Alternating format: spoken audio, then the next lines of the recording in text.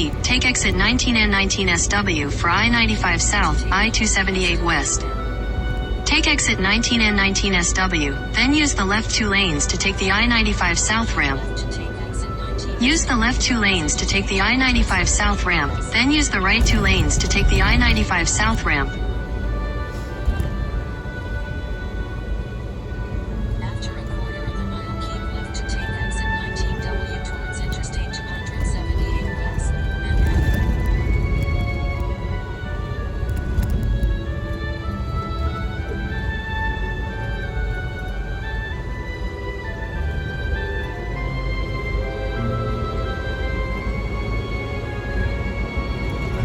Use the right 2 lanes to take the I-95 South ramp.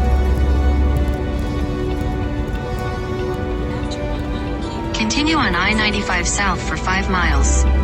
Continue on I-95 South for 5 miles. There's a 5-minute slowdown on I-95 South.